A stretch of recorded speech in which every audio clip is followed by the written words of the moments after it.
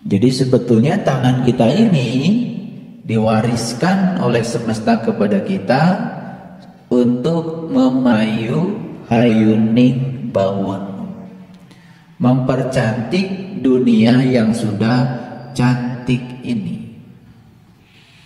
Makanya Allah bilang di Quran, yadullah fauqa aydihim. Tangan Allah sudah dititipkan menjadi tanganmu. Jadi kedua tangan kita ini sebetulnya tangan Allah untuk menyampaikan cinta kasih Allah, untuk menjalankan visi dan misinya Allah, untuk merealisasikan pikirannya Allah. Jadi ciri manusia yang khalifah itu selalu mencipta, selalu berkarya, selalu konstruktif. Makanya di Quran dikatakan hanya orang-orang yang tidak beriman yang membuat kerusakan di muka bumi ini. Jadi ciri orang beriman itu berarti tidak pernah menciptakan kerusakan di bumi. Kerusakan di bumi besar itu sebetulnya dapat dipastikan akibat kita menciptakan kerusakan di bumi kecil ini. Maka mereka yang rusak spiritualnya, rusak intuisinya, rusak mentalnya, rusak aliran energi dalam dirinya, dan rusak fisiknya, maka mereka itulah sesungguhnya orang-orang yang memiliki potensi besar untuk membangun kerusakan di semesta ini.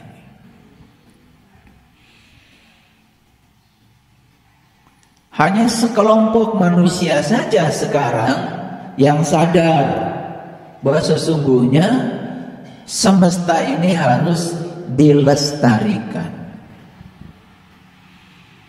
Bayangkan oleh kita sekarang, es di kutub itu mencair. Dan kalau es di kutub mencair, maka jumlah air yang cair di lautan menjadi tak terbatas. Akibatnya ada goncangan sedikit saja di dasar bumi akan menyebabkan tsunami.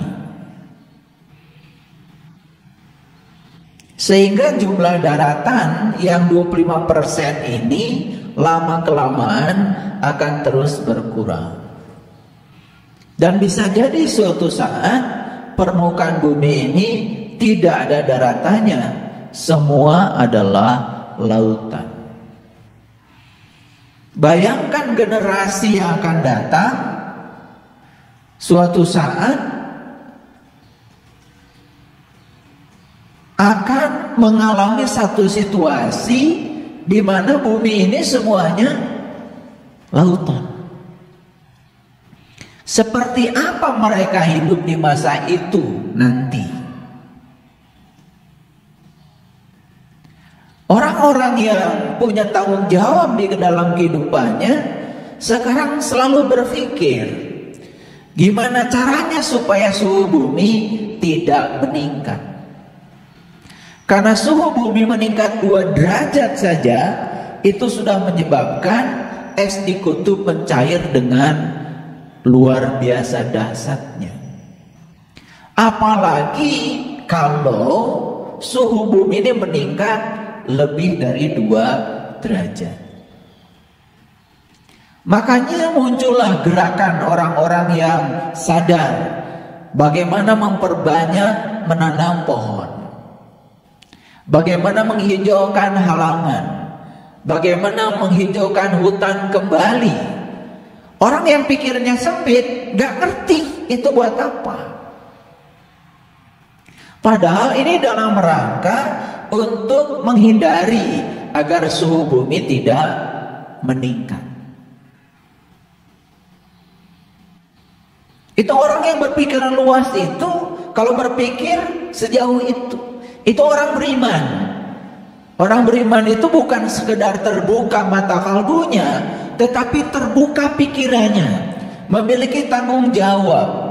Hidupnya bukan hanya untuk diri sendiri. Ada lagi gerakan bagaimana supaya bumi ini tidak dikotori oleh sampah, terutama sampah yang sulit didaur ulang, terutama sampah plastik. Nah, orang-orang yang punya tanggung jawab, ketika setelah minum gelas air mineral itu, kalau minum itu habiskan, dan setelah itu bawa bekasnya itu ke tempat sampah. Jadi lucu ya, katanya habis kajian, katanya habis belajar kesadaran, hanya untuk memindahkan gelas kosong yang sudah tidak terpakai ke tempat sampah saja, tidak ada kesadaran itu. Padahal itu adalah indikator bahwa kita sebetulnya tidak sadar, indikator bahwa kita tidak belajar apa-apa dari hal yang kecil. Makanya lihat orang dari hal kecil. Kalau hal yang semacam itu saja dia abai, apalagi hal besar. Dan saya melihat spiritual seseorang, tidak usah melihat berapa rakaat sholatnya, berapa sering dia ke tempat ibadah. Bagi saya tidak penting itu. Apalagi kalau itu sekedar menjalankan rutinitas, apalagi sekedar menjalankan kewajiban, apalagi tidak ikhlas, apalagi pengen surga, apalagi takut neraka. Kalau cuma itu yang dilakukan, tidak akan berubah menjadi orang-orang yang sadar. Hukum alam mengajarkan kepada kita, hukum alam, matahari saja tidak pernah memakan sinarnya sendiri. Bulan yang indah itu tidak pernah serakah dengan cahayanya sendiri. Sungai tidak ada yang memakan air. Pohon pisang tidak ada yang memakan buah pisang. Pohon mangga tidak ada yang memakan buah mangga. Dan semua dipersembahkan buat semesta. Itu hukum alam. Hanya manusia yang kalau menghasilkan sesuatu tidak pernah memikirkan orang lain, hanya untuk dirinya sendiri. Tapi lucunya manusia menganggap dirinya sebagai makhluk yang paling mulia dibandingkan makhluk yang lain. Setelah itu kemudian berhalusinasi, memikirkan tempat istimewa setelah kematian. Mereka saja yang berbakti untuk semua makhluk. Pohon pisang kalau ditanya tidak pernah memikirkan surga ketika dia mati. Dia menghasilkan buah, dia jaga supaya buah itu jadi sampai matang. Dan setelah matang dipersembahkan semuanya buat semesta, dipersembahkan semuanya buat manusia. Dan setelah dia mempersembahkan buahnya itu dinikmati oleh manusia, dia mati. Dan tidak ada pohon pisang yang melahirkan buah pisang 2 kali, hanya 1 kali. Selesai dia mempersembahkan baktinya kepada semesta, dia mati. Dan dia saat mati tidak memikirkan surga seperti kebanyakan manusia. Jadi kalau kita berpikir siapa sesungguhnya yang tidak tahu diri di semesta ini, dan siapa yang membuat kerusakan di semesta ini, tidak usah saya jawab, karena kalian sudah tahu jawabannya.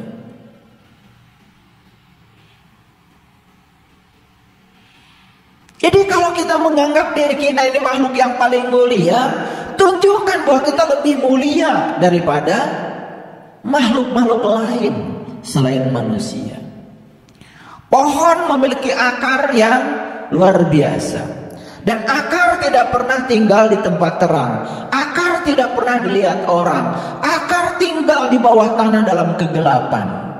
Dan dia berkarya tidak ingin mendapatkan pujian. Dia berkarya tidak ingin dilihat. Padahal bayangkan kalau tidak ada akar, tidak ada buah mangga. Kalau tidak ada akar, tidak ada buah duren. Kalau tidak ada akar, tidak ada yang namanya alpukat. Kalau tidak ada akar, tidak ada satu buah pun di semesta ini. Jasa dari akar. Dan akar tetap tinggal dalam kegelapan. Tidak pernah mau dilihat. Semesta mengajarkan kemuliaan semacam itu. Tetapi sedikit sekali manusia yang mau untuk membaca semua itu. Para sahabat, oleh karena itu beruntung sekali pagi ini saat kita bangun tidur, kita bersyukur dengan napas kita. Hari ini kita diberi hari baru oleh semesta. Dan setidak-tidaknya kita selesaikan hari ini untuk menjadikan kita lebih mulia dari makhluk yang lain. Dan kesempatan untuk itu ada pada manusia. Tidak ada makhluk lain di semesta ini yang dikasih pilihan seluas pilihan yang diberikan pada manusia. Pohon pisang tidak dikasih pilihan, hanya untuk memberi. Sungai tidak dikasih pilihan, hanya untuk memberi. Manusia dikasih pilihan, karena manusia dikasih kecerdasan yang melampaui semua makhluk yang lain. Tapi banyak sekali manusia yang tidak bisa menggunakan kecerdasannya. Bahkan mengizinkan dirinya menjadi boneka yang dikendalikan oleh satu kekuatan buta.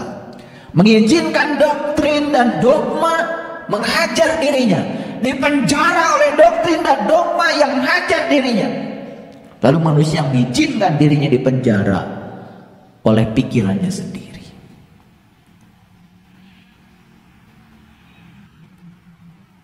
Oleh karena itu, mari kita bersyukur kalau hari ini kita masih diperdengarkan kajian-kajian berkesadaran.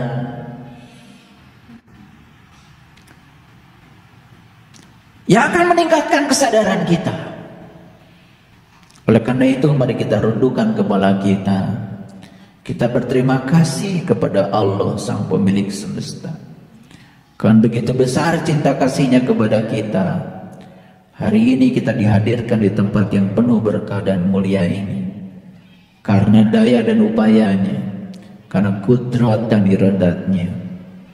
Karena beliau tahu apa yang kita butuhkan. Beliau tahu apa yang kita rindukan. Dan kita dihadirkan di tempat yang penuh berkah ini. Oleh karena itu, mari kita puji Dia dengan membaca hamdalah. Alhamdulillahi Rabbil Alamin. Ya Allah,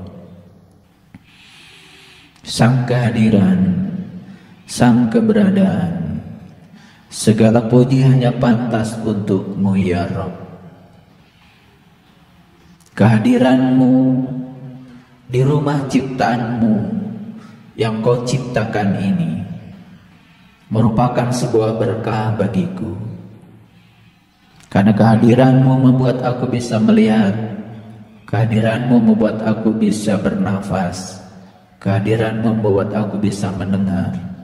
Kehadiran-Mu membuat aku bisa merasa. Kehadiran-Mu membuat aku bisa berdaya. Oleh karena itu, ya Allah, tunjukilah kami ke jalan-Mu yang lurus. Jalannya orang-orang yang telah Engkau anugerahi nikmat. Jalannya para nabi, para siddiqin, para syuhada, dan orang-orang yang soleh. Jangan Kau biarkan diri kami menjadi orang yang Kau murkai. Jangan Kau biarkan diri kami menjadi orang-orang yang tidak tahu jalan pulang kepada-Mu. Ya Allah, bukakanlah pintu kesadaran kami. Bukakanlah kecerdasan yang melampaui pikiran kami. Mari kita sapa asma Allah dengan kelembutan dan cinta seraya membaca basmalah. Bismillahirrahmanirrahim. Para sahabat, hari ini saya akan bicara neraka yang paling besar. Dan neraka yang paling besar itu adalah saat diri kita mengizinkan untuk menjadi tawanan dari rasa takut kita sendiri. Dan saya akan tunjukkan hari ini, dan saya akan buktikan bahwa siapapun yang sampai hari ini kehidupannya masih ditawan oleh rasa takutnya, maka dia sesungguhnya sudah menciptakan neraka yang paling besar bagi dirinya. Saya ulang sekali lagi, siapapun yang sampai hari ini mengizinkan dirinya berada dalam tawanan rasa takutnya sendiri, maka dia sesungguhnya sudah menciptakan neraka yang paling besar untuk dirinya sendiri. Dan saya berulang kali mengatakan, yang menciptakan surga dan neraka bukan Tuhan. Yang menciptakan surga dan neraka sesungguhnya adalah diri kita sendiri. Kita mau tinggal dalam surga, kita mau tinggal dalam neraka, itu adalah sebuah pilihan.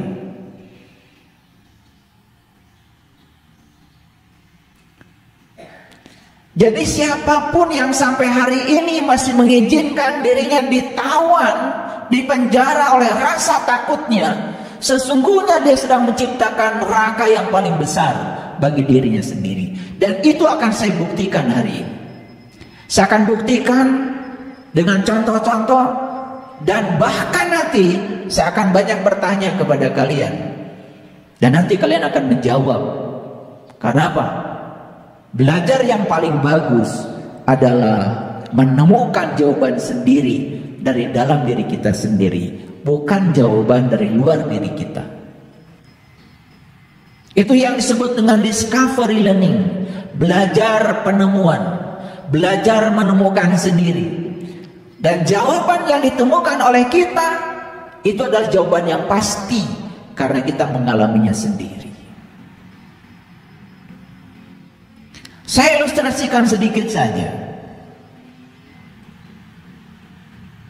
Siapapun orang yang sampai hari ini takut tersesat, selamanya akan tersesat. Hanya orang-orang yang berani tersesat yang tidak akan pernah tersesat. Orang yang takut pergi ke Jakarta karena belum pernah ke Jakarta, dan dia dengan ketakutannya akan memenjara dirinya di rumah, dan dia tidak akan pernah tahu Jakarta. Tapi orang yang berani pergi ke Jakarta, walaupun pertama kali dia ke Jakarta, mungkin saja dia tersesat ke tempat tujuan. Tapi jangan lupa, di jalan ada petunjuk jalan, di jalan ada orang yang bisa ditanyai, dan kalian akan sampai pada tujuan. Dan kita punya pengalaman dalam hidup, tidak pernah kita mencari alamat pulang lagi ke rumah. Sepanjang alamat itu ada, sepanjang orang yang dicari ada, pasti akan ketemu. Karena di jalan banyak orang yang bisa ditanyai. Makanya ada kata-kata bijak, malu bertanya, sesat di jalan. Itu betul. Dan siapa orang yang bertanya? Hanya orang yang punya keberanian untuk keluar dari rumah. Dan mereka yang takut untuk keluar dari rumah tidak mungkin bertanya. Bukankah kita bertanya tentang alamat yang kita cari? Bukan di rumah, bukan? Kan di jalan saat kita tersesat. Justru ketika tersesat, di situ kita akan bertanya. Dan kita menanyakan tentang alamat yang kita tuju tepat pada saat kita sedang tersesat. Masuk akal? Oke. Hanya yang berani tersesat, yang tidak akan pernah tersesat. Yang takut tersesat, selamanya akan tersesat. Takutnya sendiri akan memenjarakan dia. untuk tidak berbuat apa-apa, untuk tidak pergi kemana-mana. Kan lucu ya, banyak sekali orang yang takut sekarang, takut keluar rumah.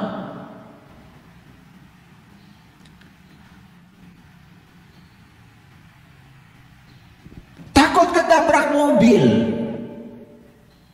takut kehujanan, takut sakit, mau bisnis takut gagal, mau ngasih orang takut kurang duitnya, mau belajar dengan saya takut sesat, lalu menilai saya tanpa bertemu dengan saya. Lucu, banyak yang menilai saya, ketemu aja belum, nanya saja tidak, ujung-ujung mengatakan saya salah. Dengan kajian saya tidak, mengalami tidak, tiba-tiba menjustifikasi orang dengan pandangan sendiri, ini salah. Dan orang yang sudah mengatakan dari jauh ini salah, sepanjang hidupnya tidak akan pernah bisa berdiskusi dengan saya, dan tidak pernah tahu apa yang saya ajarkan, karena sudah tertutup. Makanya di Quran Allah mengatakan hidayah itu kunci utamanya adalah kemampuan untuk mendengar perkataan orang lain. Alladzina yastami'una al-qaul fayattabi'una ahsanahu ulaika hadahumullah ulaika hum ulul albab. Bahkan siapapun yang sudah dapat hidayah, dia akan diantarkan oleh hidayah pada dimensi spiritual baru yang bernama ulul albab. Apa ulul albab itu? Ulul albab itu adalah orang yang bisa mengingat Allah berdiri, duduk, dan berbaring. Berarti ulul albab adalah orang yang sudah menjadi ahlul bait, orang yang sudah memiliki jati diri, orang yang sudah menemukan jati dirinya karena sudah bertemu dengan jati dirinya yang sejati, maka dia bisa mengingatnya. Dan kunci untuk menjadi ulul albab adalah hidayah, dan kunci hidayah adalah telinga. Alladzina yastami'unal qaul, kemampuan memasangkan telinga. Dan orang-orang yang takut tidak mungkin memasangkan telinga. Belum apa-apa sudah menjas, belum apa-apa sudah menyalahkan. Makanya saya sengaja membuat satu judul kajian di YouTube, kelompok manusia yang tidak bisa ditolong. Dan siapa kelompok manusia yang tidak bisa ditolong? Adalah orang yang sombong, yang menutup diri dari pendapat orang lain, yang menutup diri dari kritik orang lain, yang merasa diri paling benar, merasa diri paling soleh, merasa satu-satunya dia yang paling selamat di semesta ini, dan kemudian menyalahkan